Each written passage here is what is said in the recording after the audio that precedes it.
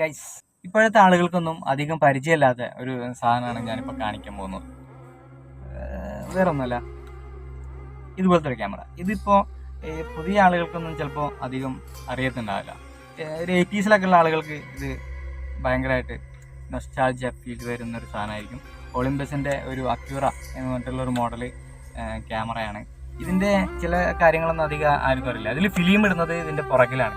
ഈ ഫിലിം ഇടുന്ന സാധനം ഇതിങ്ങനെ ഓപ്പൺ ആക്കുകയാണെങ്കിൽ ഇങ്ങനെ ഓപ്പൺ ആയിട്ട് വരും.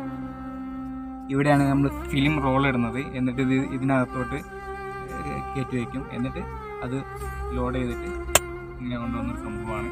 അതുപോലെ ഇതിന് ലെൻസിൻ്റെ ഒരു ഇതുണ്ട്. ഇതിന് സൂം ലെൻസ് ഒക്കെ ഉണ്ട്. 38-70 ഒക്കെയാണ് ഇതിൻ്റെ ഒരു സൂം ഇതൊക്കെ വരുന്നത്. അത്യാവശ്യം നല്ല സാധനം. പിന്നെ അന്നത്തെ കാലത്ത് തന്നെ ഇതിന് ഒരുപാട്